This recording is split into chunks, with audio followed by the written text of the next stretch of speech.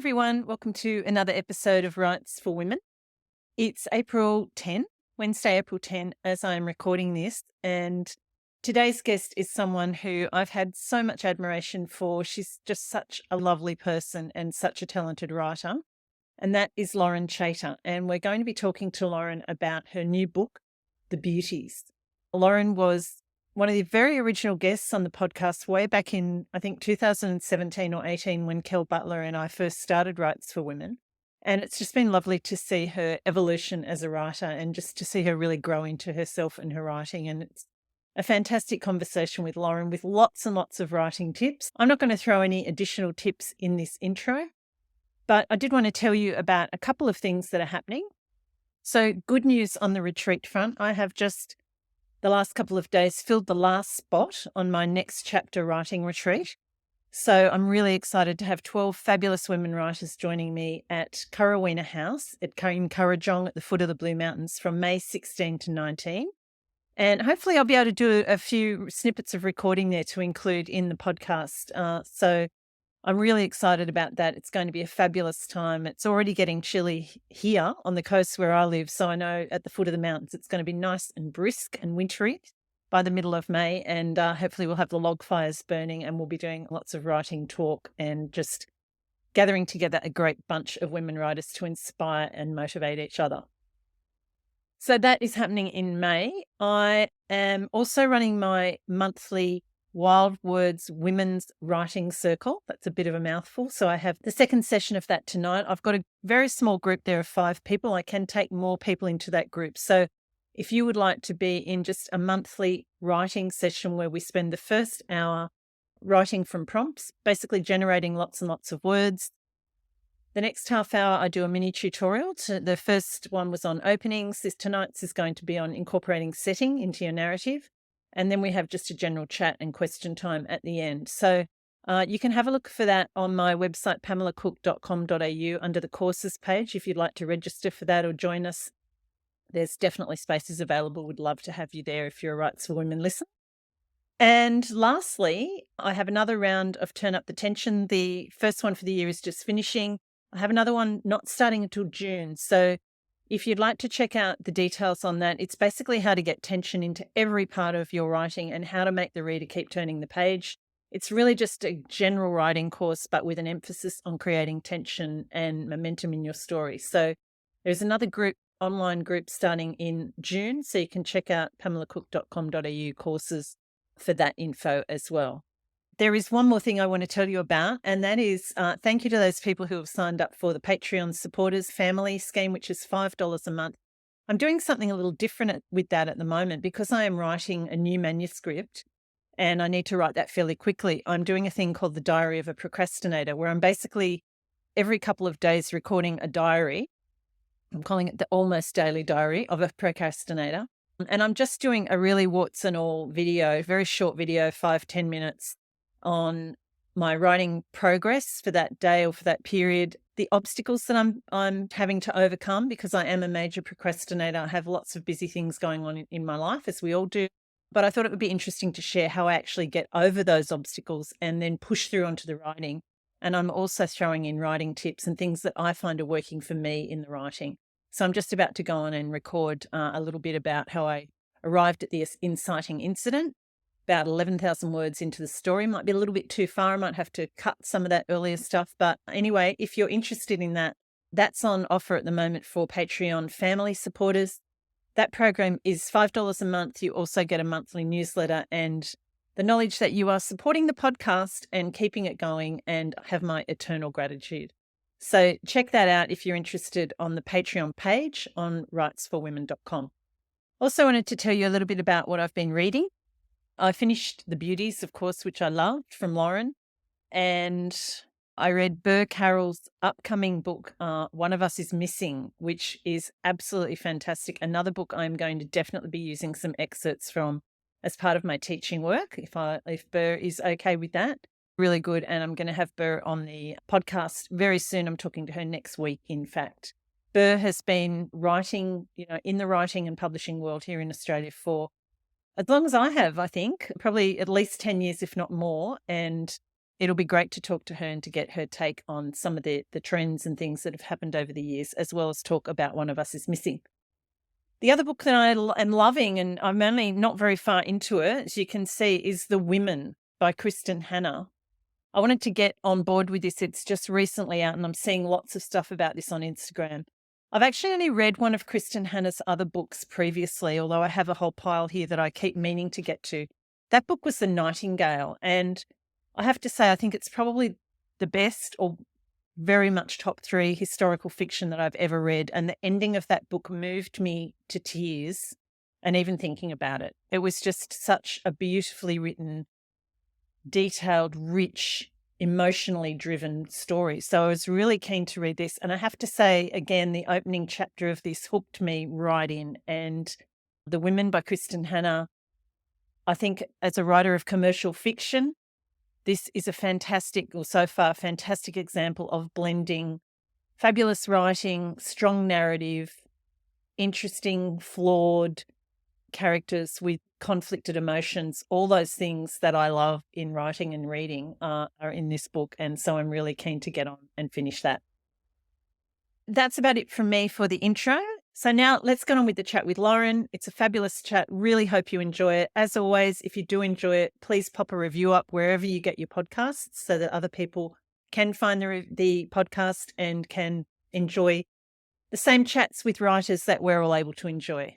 Here we go with Lauren Chader and talking about her new release, The Beauties. So Lauren Chader, welcome to Rights for Women. In fact, welcome back to Rights for Women.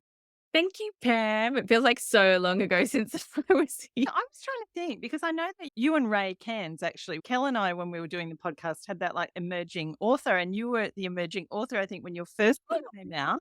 How funny. Yeah. And then I was trying to think if we've chatted since then on the podcast. The Lace Weaver. Yeah, maybe I just imagined myself on. Yeah. I was just nodding my head, listening to him. Yeah, I agree.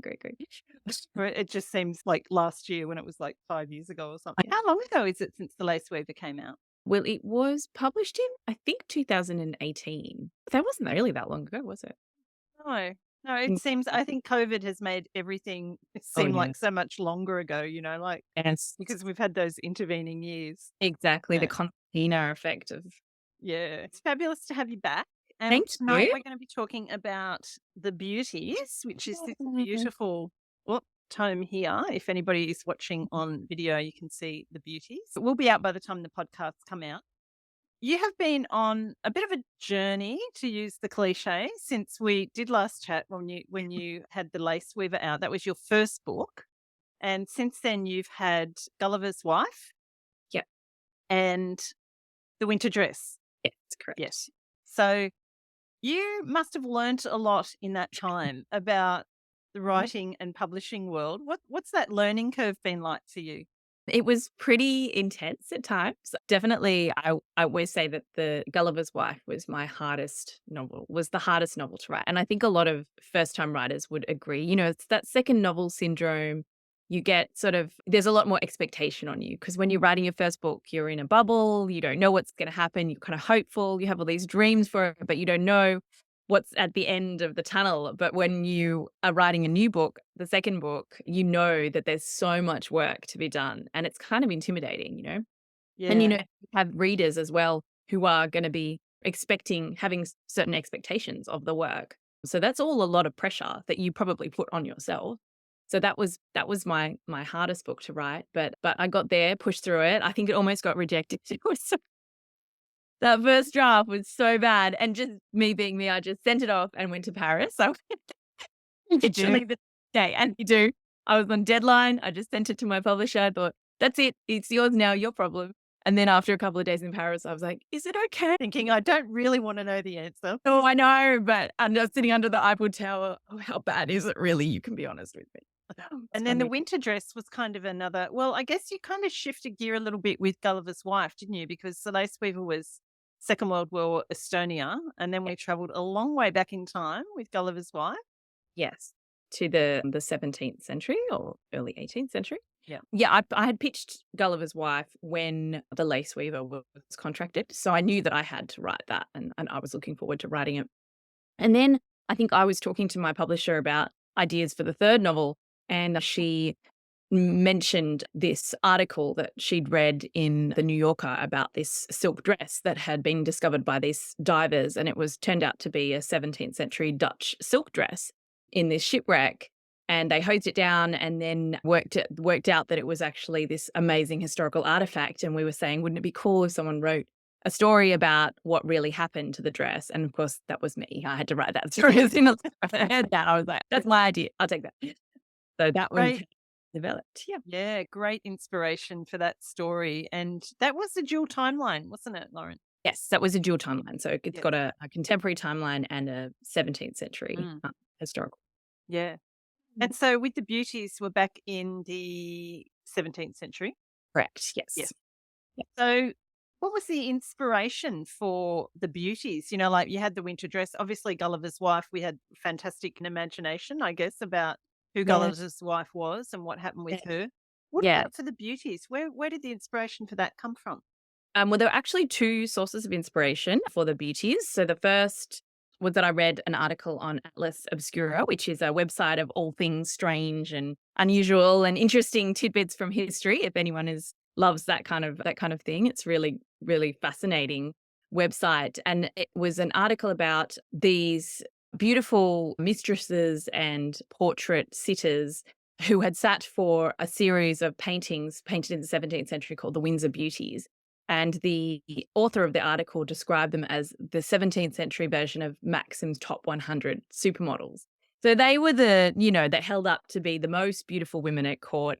They were very alluring. Everybody wanted to know who they were. And I just was kind of attracted to this idea of what that beauty might have been like and how it would have changed or if it had changed. And also this idea of power and whether beauty, well, of course, beauty is currency, Yeah. still is, was back then, it still is now. But how does the power dynamic work and how does it shift between men and women and who controls that image of women? Mm. So I thought that was all really interesting. And then I happened to be in a doctor's office and I read in a Vogue Australia magazine this story about Emily Ratajkowski. I can never pronounce her name. Emily Ratta. She just calls herself Emily. Yeah. That gorgeous supermodel, stunning woman. And she was talking about how she was writing a book of essays about her her image and this man who had taken the photographs off her Instagram without her permission and blown them up and put them on canvases and was charging people $10,000 to buy one of these canvases. And she was like shocked, she said that that's my image, but I'm not getting any of the benefit Yeah. from, this beautiful image of myself. So she managed to collect enough money to actually buy one of these images. And then with her boyfriend, he put in some money. But then a few years later, when they broke up, he demanded $10,000 for his share of the portrait. And she was like, this is just so bizarre. All these people are making money off my image, but where is the power? Like, where's my Yeah. power? So, yeah, I thought those two kind of things were really interesting. And I wanted to write something that spoke to both of those ideas. That's really interesting that you're kind of melding that modern, story with the research that you did. And there must have been, I'm going to talk to you about the research because there must have been a huge amount of it for this book. But were you tempted to make it a dual timeline in that sense that it does have so much resonance now in terms of what we are seeing in the world with that whole thing that you were just talking about? Yeah. Yeah, so some of the early drafts, I did actually have a modern day character, and it was actually the portrait. So it was actually the portrait of Anne Hyde, who is the woman who commissioned the paintings, and she's hanging on the wall and she's kind of commenting on beauty and, giving us all these little asides. But it ended up being cut because it just didn't work. It didn't work with the rest of the story. It was too long and it was just, yeah, the voice just wasn't right. I just couldn't get that voice right. So it ended up being cut. And the book is so much better without it. And so it was the original idea was to have this kind of woman commenting on the modern day beauty. But hopefully the book can stand without it. Oh, 100%. It's Yeah. very important. Before we go any further, can you tell listeners what the Beauties, we've skirted around it, but what is it actually about? So it is sort of a blend of real historical figures and some fictional figures and figures based on real people. But it's the story essentially of a woman called Amelia Lennox, and she is a famed beauty, a beautiful woman who's always sort of got by on her looks. She marries into a really wealthy family who then lose their titles and their property, and there's a just sort of the disaster, and the king strips them of their fortunes. And so a few years later, Amelia goes to London to hopefully attract the attention of the king with her beautiful looks, because Mm. he's King Charles II, very into beautiful women, and she's hoping to win back her husband's fortune. So she is also an artist herself, an amateur artist. You know, she's really interested in art, and the amazing house where she lives, Walden, is actually has this extraordinary gallery of masterpieces. And so she keeps thinking she wants to get back to Walden so that she can visit, you know, the masterpieces, Mm. inspiration for trying this sort of hobby. So I've got Amelia, and then Henry is my other character. He is a painter, an artist. He's Peter Lely's assistant. Peter Lely was the court artist at the time to the king, and Henry has sort of fallen from grace. He's had this there's been, you know, an incident, and he's lost his master's favor. So his goal is to get back into his master's good graces, and the way that he's going to do that is that he's going to paint one of these amazing portraits that have just been commissioned, the Windsor Beauties that Lely is painting too. And so he and Amelia meet, and sort of sparks fly, and she has promised the king that she will be his mistress, but only if he allows her to take part in this series. And she's planning for that portrait to never be finished. She's just delaying, you know, putting him off a bit. And Henry is the one that's given the job of painting her. So these two kind of put this push and pull between the two characters, is what, yeah, I think the book its drive. And then the last thread of the story belongs to Anne Hyde. She's the woman who commissioned the Beauties. So we don't know why. We don't really know why she actually did commission the series, because it was very unusual for women of that time to be allowed to make the choices over who, you know, was chosen to sit for the portraits and things. So as I was writing, I was thinking, why? Why would Anne have done this? You know, and so that voice of that painting on the wall actually turned it into Anne's voice, but it's set in the past. So she's telling the story of her youth and why she commissioned the series. So that's sort of a slightly different timeline, but it runs parallel to Henry and Amelia's story. Mm. I thought that was really interesting having that slightly earlier timeline, because Okay, good. it actually really added to the tension, I thought. You know, you'd kind of read those sections and things would kind of spark in your imagination, and then when you jump to one of the other characters, which is slightly ahead in time, Yeah. there was still Yes. that gap, so you didn't Yeah. really know, you know, what had Yeah, that's happened. right. And she's just such a fun character. Her voice was so immediate to me that she's like most of us. She's very normal, you know, and she's not a beauty. She thinks that she is kind of an ugly duckling, or people have always told her that she's homely. And so she thinks, you know, that she can't use her beauty as currency. So Mm. she has to find other ways to get by. So I think, and she's kind of gawky as well, and you know, makes all these terrible social faux pas. Very relatable, I think. Yeah, yeah. She was Yeah. And of course she goes on to marry the king's brother, so James, the Duke of Windsor. So she ends up marrying him. So she goes from being like a commoner, an ugly duckling commoner, to marrying, you know, the heir to the throne, basically. yeah. So huge, you know, ascension. And how did she get there is part of the story. Yeah, yeah, it's really fascinating. So Mm. I'm just really curious about, you know, not being a historical fiction author myself, but a lover of reading it. You said, you know, you got the inspiration from these couple of different sources. Sure. But then where do you go from there? So you've got these kind of, you know, you've got this idea of the whole beauty thing and the currency of beauty and everything that Mm, you mm, kind of mm. pulled from partly from modern day, you know, times. And then you've got the historical time period and the factual information about, you know, the fact that these paintings actually were commissioned and all that sort of thing. So you've got a Yeah. lot of real people, real historical people and figures in the story. How do you then go about thinking, okay, these are the characters that I'm going to use to tell the story? Like, how do you get to that point? Is it through your research? Is it just you spend lots of time kind of daydreaming them into existence? How does that work for you? Do you mean the main characters, Pam? Like, Yeah, the main yeah. characters. Yeah, they come pretty early to me. The main characters usually come very early to me, and then it's just a matter of kind of following their journeys, and in subsequent drafts, just refining that, making sure it's all consistent and that they feel like living, breathing people. Mm. I use a lot of, obviously we're writers, so we use a lot of our own experiences when we write, and we kind of just try to disguise it really well, hide it in there somewhere. So there's always parts of us, I think, in all our characters, right? We sort of draw on, moments in our lives where like we might have been really embarrassed or made a terrible social faux pas and things like that. So I try to use experience a lot when I'm writing, try to really, ground myself in the scene when I'm writing it. I did try to plan a bit more with this. I'm getting better at that, but it's hard. It's hard for me to plan because I get bored. Then I just want to get going, and I want to start. So I have to force myself to stop, read, take everything in. And you always end up reading. The problem with historical fiction is that you always end up reading more than you need. So you kind of, I think of it as like sort of a funnel, you put all the stuff in and then it just synthesizes what you need for the book. But Yeah. it's going to end up with more, having to do more than you need. And what everybody sees on the pages is the tip of the iceberg, really, in terms of research and things like that. But there were quite a few characters as I was researching that were the inspiration as well for like Amelia and Henry. Henry is based on an artist called John Greenhill, and he was Peter Lely's assistant in real Okay. life. Yeah, but John, unlike Henry, was he was a heavy drinker. He enjoyed life too much. He was really talented, and his paintings still hang in like the Dulwich Picture Gallery in London.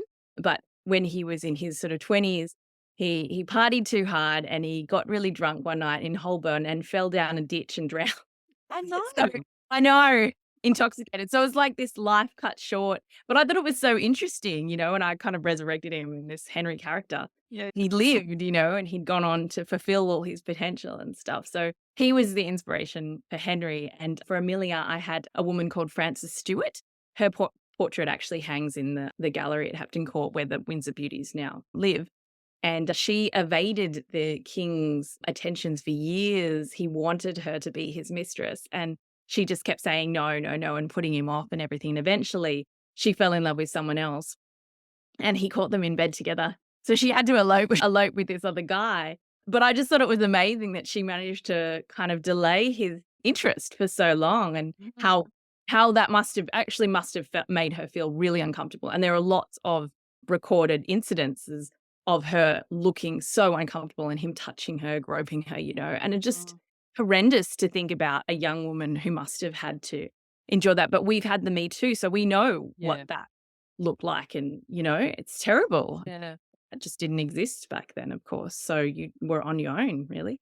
It's interesting when you look at all that sort of stuff, isn't it, about Yeah. women's roles? And I mean, obviously women were a lot more confined in those days in a lot of ways in terms of Yes. their social roles and the power that they had. But there's a lot of things that are not that different. No, that's Yeah. right. Yeah, men in power, women, young women. At the moment, there's this controversy. I don't know if you saw it over Nickelodeon.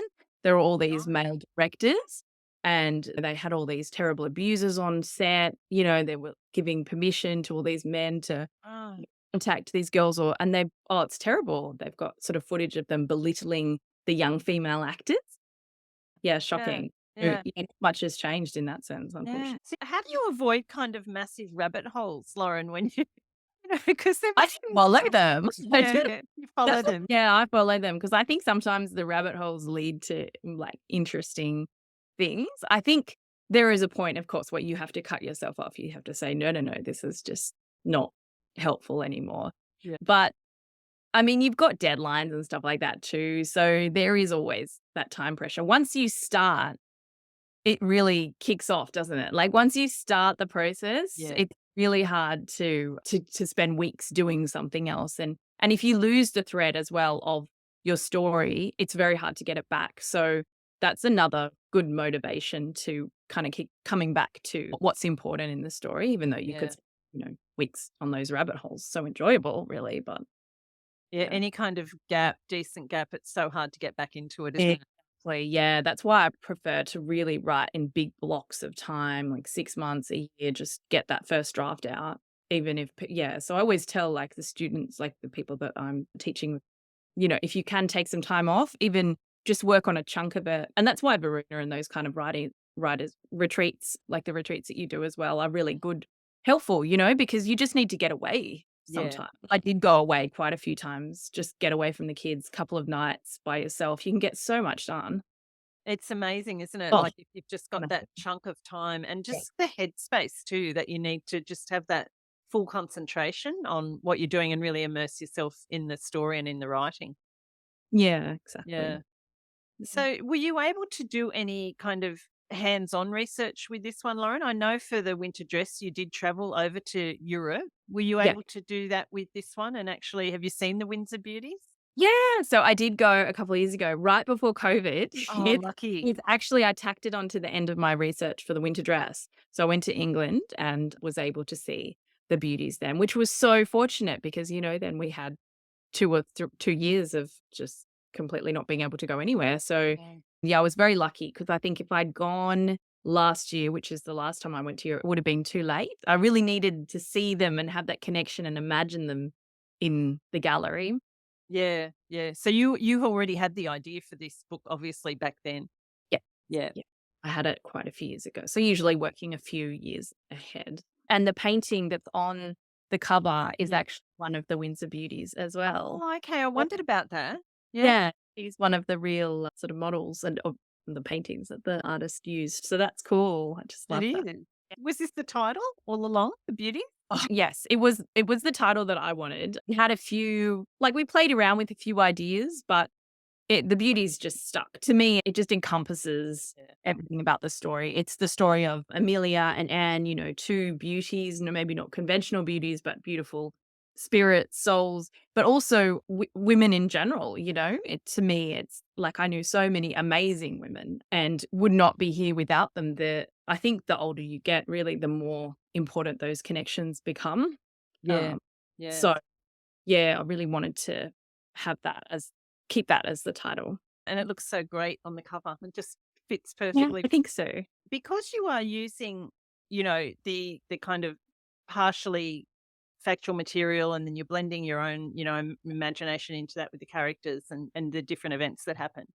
Do you end up with quite a big draft? Like, are your drafts super long and then you have to cut back? I think with this one, it wasn't super long. I think it was about 90,000 or 85 because I know that I'm gonna have to cut so much out and revise it anyway, that I think my idea has gone from being writing a huge draft, which is what I used to do, I think with Gulliver's, must have been like 122 or Okay. 130 or something, Yeah. to then just doing the most kind of basic draft that I can get out, but with all the as much meatiness as I can get in there but I just know that I'm gonna have to go back and revise it. So I think save myself the trouble.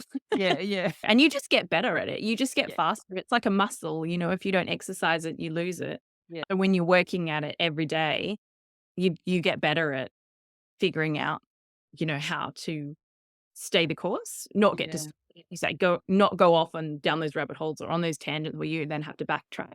Yeah, and you've got more kind of idea of how much to put in each section, haven't you? How Yes. and how the Yes. story is working at each point in the Exactly. structure of it. Yes. Yes, you So, just intuitively better at storytelling, I think, as yeah, you more. yeah. With the 3 point of view characters, are you writing them kind of consecutively in your draft as well? Or, like some people write like everything for one character and then they're kind of cutting it up and mixing it through. How do you I tackle wish that? I could do that. I wish I could do that. I couldn't do that. I have to feel everything as it's happening and, Yeah. everything in the draft has to it has to be known, but also a mystery. It's so weird, isn't it? It's like you already know what needs to happen at a certain point because you can't backtrack. And maybe like the halfway mark, I don't Yeah. know, 50 or maybe even some like 20,000 words. That's quite early on, but there's a point of no return where you just go, "Okay, I'm committed to this story, this particular if it's wrong, I'm just gonna, figure it out later, and I'm just gonna keep going," and you just Yeah. keep going, and it's just like having that grit and determination to go back every day Mm. and same thing over and over again until it's done. That's what gets the draft written. Yeah. Yeah. And was that the case even with having that kind of slightly earlier timeline as well for Anne? You know, like, how did you find kind of jumping between time periods as you were writing that draft? Yeah, so actually not that bad. I think because I had done the research for some of that research was for in the winter dress, like some of that is set in Dutch 17th century. So I already knew a little bit about the politics of that time period and the characters and things like that. So that was a good way. I felt like I knew enough to write about it. And when you're invested with that authority to write, it makes it so much easier for you. Mm, mm, Yeah. So, and that, and also I had Gulliver's Wife as well, so the 17th century London stuff. So I kind of knew from both of those books, and that was yeah, probably why it was faster. But the next one I have no idea, like yeah. Scotland. Well, it's no idea. It's all up in the air. Yeah, it's Well, all I I've guess been that's gonna the take off. advantage of writing in kind of the same-ish time Yeah. period, isn't it? You know? Yeah. So delicious. Like you can just have fun with it. But obviously at some point you can't just keep retelling the same stuff. So. The another aspect of the book, Lauren, and of course art is central to the story, you know, with these paintings being the Mhm. kind of thing that pulls all the threads together. And I thought that was great because there was a little bit of a period there in the early section of the book where I thought, how are these people connected? You know, I know, I know. things. It's such a Um, but that was thank great you. because it piques your curiosity. So you read on to keep Yeah. finding out, you know, Yeah. well, Yeah. and then when you get to that moment where you think, "Oh, okay, now I can see where the three of them are Yeah. connected together." And of course, that is largely through the painting. Yeah. And art is such a big, you know, feature in the story. That obviously is part of your research as well. But are you someone that is generally kind of interested in art? Are you drawn to that? Yeah, I'm drawn to the idea of people as artists. And I think whether they're, sculptors or painters or writers, there's things that we all have in common when we create, and even people who don't create for a living. There's something about creativity that is just universally fascinating to people, I Mm, think. Where does it come from? It's how we see the world and it's how we process things that are happening and even while we're having these sort of sometimes terrible experiences, we can use that to kind of tell ourselves like a story about why that happened. And it's kind of comforting, art yeah. is it's provoking and interesting and fascinating, but it's also sometimes a comfort. So I'm always interested in how artists create. And in this era, I think particularly it's a really interesting time because the restoration was a great time of great upheaval politically, socially. England had come out of this civil war, and then they had in the 1650s, and then they had the Puritans under Oliver Cromwell. And then Oliver Cromwell died, and King Charles the first son, King Charles II, he was invested as the king again, and he was restored to the throne. So it was just a really interesting time period and an interesting time period for art and also for women because he loved women and women were allowed to act on the stage for the first time and things like that. So he gave them like he made it like a royal decree because he just Yeah. wanted to to Yeah. see women up there doing their thing instead of boys and men. So it was an interesting time for women in general and to be captured as these kind of muses, as these inspiration, but also to think about what that said about them, about their own power and their own ability to control what was going on around them, I think is interesting. And Peter Lely, the court artist, so before him, Van Dyck was the court artist before Right. his paintings were very different. His style was very formal, very like family portraits, everybody sort of stiff and in their beautiful clothes. Lely's portraits of these women, if you think about like Norma Lindsay as a like sort of Okay. Right. 1920s counterpart, it was very sexy, it was like suggestive. Yeah. They were languid, lying back with their eyes. They call it the sleepy eye. He invented like the sleepy eye look. It's if you thought about it as being, yeah, something very sexy and controversial, it was just really different to what had come before. Mm. That people would, this is actually quite gross, but they would reproduce those portraits of those women and they would pass them around the taverns. And you'd collect like those little, Really? and like collector cards. Men would put them in their pockets, and then go home and like look at them. All these women's images were being used Wow. in different ways, but it's just interesting because it changed. It had changed so much from what had come before. Yeah. Yeah. You mentioned there the thing about the theatre, and I love that thread in the story. So we meet a character called Arabella, Yeah. who is a friend of Amelia's Yeah. and is a very successful actress. Yeah. And of course, we won't give any spoilers, but she does have some things happen that particularly kind of highlight the precarious position Mhm. of women, even though she kind of had this power, Mm. in terms of she was able to act, she was very Yeah. successful, people loved her. But when various things happen to her, she becomes very down, or potentially down on her luck. But interestingly, is saved by another woman. So I That's loved that thread of the right. story. Yeah. Yeah, so that woman, Winnie, the theatre that she puts together is called The Fortune, this players, the Fortune Players, when they have their own playhouse. And it's actually based on a real theatre, which was called The Fortune. I read about it in an article in The Guardian. And I read about it, I was like, "Oh, no, that has to go in, that's amazing." And it was built in the 1600s in London, and then it burned down, and they had to find a bunch of investors to kind of resurrect it and restore it in the 1620s, 1630s. And it ended up being funded mostly by women. So all the investors were women, including Isn't the that company. amazing? Yeah, it's really surprising. And they put on their own kind of plays, the things that they wanted to, to act and to see performed. So I thought that was really fascinating. It had to go in there because it Mm. was just so indicative of the time. I think it was such a time of revolutionary change for women, even though it seemed like nothing was really happening. Yeah, Yeah. and it's not, until you really look into that time period or you have read up on it or researched it, I guess our general kind of idea of that time period Mm. is women just being reasonably That's right. powerless, Yeah, that's having right. any of these opportunities. So, yeah, I found that really, really surprising. You mentioned about, you read that article in The Guardian and you'd done all this research and, also the other article you read from Contemporary Times. Do you find that when you kind of start working or start dreaming about a story that there is this kind of serendipitous thing happening and things start to come together, or you do come across something that you think, "Oh, great, that's another thing I can draw on, for the Yeah, story." Have you yeah. experienced that? Yeah, definitely. I'm sure you've experienced it Yeah. too. Just like you're open to the possibilities of things for the story, and Mm. everything that you do seems connected in some way. You're living and breathing it. That's why I can only do it in those like chunks of time because it's so exhausting to be switched on all the time, to be thinking, "Ooh, what about that? What about that? What about that?" You're like you're thinking and then discarding ideas all the time. And that in itself is very draining. Yeah. But it's also makes it so amazing, it's the best part of writing is that you go, "Oh, yeah, that's gonna work and that's gonna work." Yeah. And when it all fits together somehow, it does feel like serendipity, although Mm. in some ways you're being open to it makes you complicit in it. You have that agency. But kind of almost that partnership, isn't it? Exactly. How do you then find the revision and editing process when it gets to the point where you're then working with your editor? Do you like that part of the process, or do you find that kind of excruciating? How does that work for you? I love it. I love it. I think in the old days, I like in the first few books, it's very daunting.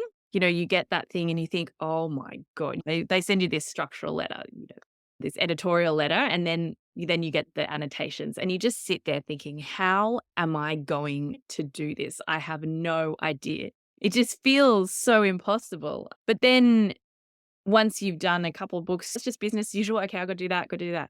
And you know that you can do it. You're capable of it. You just have to have that self-belief and that determination and that grit to just do it every day and go through all those things and you just get it done. You don't panic, because panic helps nobody. Yeah. Mm. And it's an opportunity. It's an amazing opportunity to make the book even better or to make the book actually decent because it's quite bad in its early stages, isn't it? It's almost unreadable. So it's really nice that you don't have to show those terrible drafts to anybody except your editor. Yeah. And feels like a real privilege to be edited. Always still does. Do you have other writers or beta readers or anything like that that you share it with before it goes to the editor or to your publisher? So I find it really hard to do that because I change my mind a lot about things and then it feels like I've just wasted their time. So there are points at which I will share work Mm. with select people. But otherwise, yeah, it just goes to my editor because I just think I also don't want anybody else's vision to, to interfere with my idea for the story. But I'm always open to when it gets to a certain stage to getting friends to read it. I think in the later stages, it's really helpful because, you've read it so many times and you kind of lose perspective at that point, right? Yeah. So you do need those fresh eyes on it. But then once you've used those fresh eyes, it's time for another pair of fresh eyes. That's not going to help you. And so yeah, I have a few friends. And I was going to say about the serendipity as well, that when I am talking about ideas with my friends, sometimes they will pick things up and send them to me. They'll Yeah.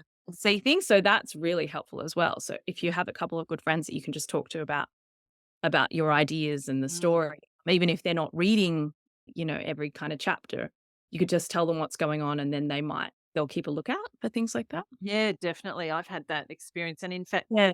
this morning I was doing a brainstorm with Ray Cairns on, Oh, yeah. yeah, for my next story that I've got That's vague ideas for and good. have to start very soon. It's Yeah. great to be able to just bounce ideas off other people, I find, and just to Yeah. really get Yeah. that feedback, and they'll say, no, no, no, that wouldn't work, or maybe you could try this or whatever. Yes, Yeah. So exactly. And I love editing as well. I actually love doing it for other people. So I did a manuscript assessment for someone a couple of weeks ago, and I just loved doing that so much. I could so see myself being an editor because it's just so fun to just tell people what's wrong. isn't you it know? easy to see it in Oh, somebody else's work? So much more so than your own. it's thrilling. It was thrilling. I was really excited by the end of it. I was like, okay, this is what you're going to do. Now you just do this and this and this, and it'll be really good. Yeah, totally different to our own work, isn't it? So Well, we talked a little bit about retreats and things like that. Have you been to Varuna yourself? I actually haven't. I know that's terrible, but I do find it hard to get away for a week because I've got my kids, Mm, mm, So, and I do think that that is a real barrier for a lot of parents, writers who are yeah, parents, because yeah. leaving for a week is quite difficult. I did do an online residency with them. So, Right. yeah, so that was cool. I think I did it during the pandemic, which was really cool. So, there was nothing else to do. So I just come down every day and we would do our writing, and then we would check in the evening. And I don't know, as long as you can lock yourself away in Yeah. the somewhere else, and then in the evening you just go to bed like you normally do. All the benefits, but not actually having to go, but we can't always do that. So It's amazing how you can find ways around things. But your kids are still quite young, Lauren. Do you kind of find yourself doing a lot of writing at night and, in the cracks type thing? I used to, but I find that my writing is very bad at night, so I won't do it anymore. I just think there's no point at a certain I'm just too tired, and it's Yeah. better to keep the regularity of, like, I get up at 5:30, I go to the gym, I do my workout, come home, drop the kids off, start my work for a couple of hours, do pickup. Like that for me, couple of hours of writing every day, 6 months to 8 months, that is enough for a first draft, and I think Yeah. that's pretty good system. But of course, you have to earn money as well. Like, not everyone can do that full time. So it's really hard. But if you are happy to do all sorts of different things and you can make it work, I think that is the best system for me. And are you doing any teaching? You're teaching Um, writing as well? yeah, so I've taught at the Faber Academy online. I taught the historical fiction writing course for the last 2 years. So that was the inaugural course that they ran. And it was so good. And I'm doing it again this year, probably in Great. September or October, I think, about 8 weeks now. And it's so great because we get a historical writer in to talk to everyone. We get a publisher, so and an editor. Vanessa Lanaway she was the editor last time. And it's so cool because you never really get to talk to the editors. We don't even get to talk to them, Yeah. do we? It's like a one-sided conversation. They just give you the letter and the annotations, and then you never hear from them again. When I first got edited, I was expecting we were going to have a dialogue. I was writing comments back to her. Nobody told me that I would never talk to her again. So I funny. know. It's like this faceless person on the other side of the computer screen. It's just like, I don't care. You do what you want. Um, yeah, so that's a great course, though. I love teaching it. And every year I feel so enthused and excited about storytelling. And Yeah. I can always find, as we were saying, with the manuscript assessment, like you can always pinpoint other people's issues with Mm. the writing. It's actually quite easy once you've written for a while to diagnose that stuff. And it's quite enjoyable. And to be able to give people ideas as well, or recommendations for books that might help them. Yeah. Yeah, all those things I find really enjoyable. It's like having a group of friends for 8 weeks, writer friends, and then you just send them off into the world Yeah. and go off and do their work, as you know, because you Yeah, teach. yeah. It's really satisfying, actually. It takes a lot out of you, but it's so satisfying. Yeah, it's very inspiring, and you always Yeah. learn so much yourself, don't you? You know, it's that Yes, old it's adage very about yeah. teaching is the best way of learning. So Yeah, it's true. very humbling because you think, "Oh, like, what do I know?" You do know a lot, but also they have things that they know that they can share with you. Oh, definitely. Yeah. Well, that's great that you're doing that. Oh, Lauren, mm. having, now this will be your fourth book out in the world, and also working with other writers, doing manuscript assessments, teaching. What do you think are the key sort of things that people who are yet to be published, that are looking, working on a manuscript, looking for publication, what do you think are the key things they need to keep in mind about writing and publishing? Probably just to make sure that you're doing it for the right reasons and that you don't feel like you're rushing ahead because you wanna be somewhere. You wanna get published, but that's a different step to, "I wanna finish my manuscript." It's like scaling it back to the most basic, goals, I think is more achievable, and then you don't kind of fail because you're not disappointed in yourself that you can't achieve that crazy because that's just so far ahead of if you haven't even finished a manuscript, like, that's your goal for Yeah. the year or something like that, and you set a realistic deadline for yourself. If you're gonna take a week off work, I'm gonna write a chapter or something like that. I'm gonna finish my work in my Yeah. manuscript. So that's the thing that I always tell people when they're starting with me, and also to just keep reading. Just keep reading all the time and keep interested, as you say, be open to synchronicity and serendipity and things that might come into your work because those things are the things that make your story so unique and you're noticing them and observing them and recording them and connecting them, I suppose, as ideas is what's unique about you as a writer. Like that's something that nobody else can ever replicate or, that they're not going to be able to do. That's something that AI can't do. True. And also, so be curious, I suppose, is what I'm trying to say. And also keep reading everything that you can, like read a lot in your genre, read historical novels, like read novels from the past, is what I'm saying, not historical novels, but read classic stuff that, from 10 years ago, 20 years ago, the big books, the big important, controversial books. And are you someone that reads when you are working on a manuscript? Because I know there's, a lot of writers I speak to on the podcast say they can't actually read, or they don't read while they're working on a manuscript. Do you read? I'm quite used to, but now I do because I Mm. just find that sometimes I actually do need to be reading. I'll usually have 1 or 2 books that just kind of make something click for me, and they're usually completely not at all related to what I'm writing about. The Yeah. last year I read Fleishman is in Trouble. I Oh, got to yeah. read Yeah. while I was writing. Completely not, but it's just it gets you out of your own head, and also it's like proof that someone's ideas became a book. So Yeah. I find it really inspiring to be reading something at the same time, even if it's not related. I did read a book called Music and Silence by Rose Tremaine, and that was kind of an inspiration for this book because I love the way that that story was put together. It's so beautiful. So yeah, there are some stories that I think you read at the right time and they become, they're like the touchstone books for your manuscript. Not that you're copying them, but you're inspired by them, and I think that's really nice. Because we all take ideas from everything, we're all inspired by various texts and movies. I would even say, like going to see the movies. I saw Poor Things a couple of weeks ago. It was so good. Was it? So I just felt like standing up at some point and being like, "Yeah, go girl. This is amazing." I felt that it was a really feminist film. I'd like to see it actually after just reading about it and seeing it at the, Academy Awards and stuff. I think you'd like it. It really felt like a real, like, resistance kind of movie. It felt like if Wollstonecraft, if she had Mary Shelley, if Yeah. she had written Frankenstein and the way that she wanted to write it, because, Yeah. Percy by Shelley, like, changed and edited it and stuff like that's what I reckon she would have written it because it's just like a female Frankenstein. It was so cool. So even seeing things like that can spark ideas. So I Yeah. think I still find it important to be absorbing other art forms, even if it's not like reading, but Yeah, yeah, I think that's great Yeah. advice, and that idea of, like, being out in the world too, Yeah. talking to people, Yeah. because writing can be so isolating, and it's so tempting when you are working on a manuscript to kinda lock yourself away and just focus just on that story and Yeah. just on that time.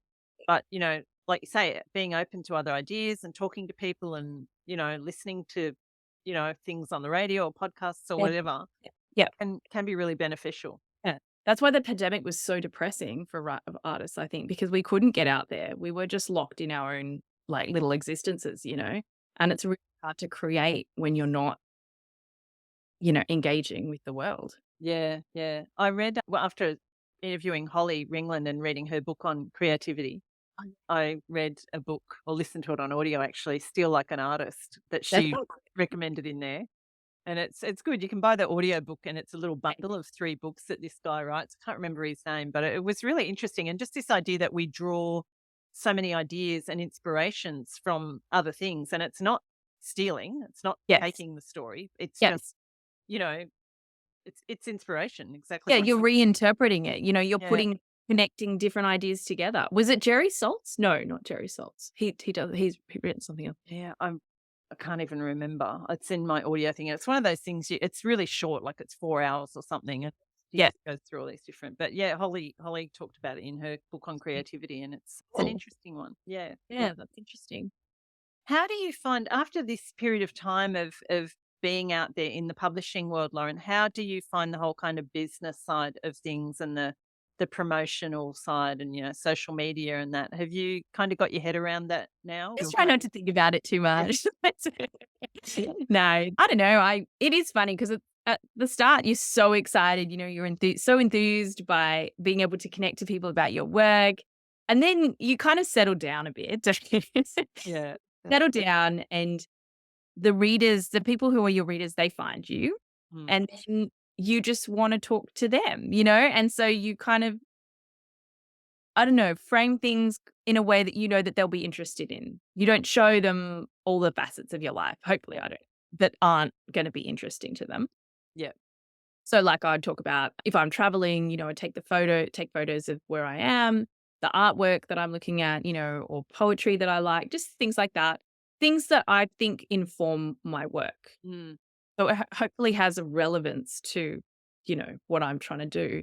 But also, I do show some of myself because I think people do want to connect with you on a personal level and feel like they know you a little bit, which they Yeah. kind of do through your work anyway. Yeah. So I do post things that I like and little bits about my life, but I don't go crazy. As promotion starts, I post a bit more because people will be looking for that information.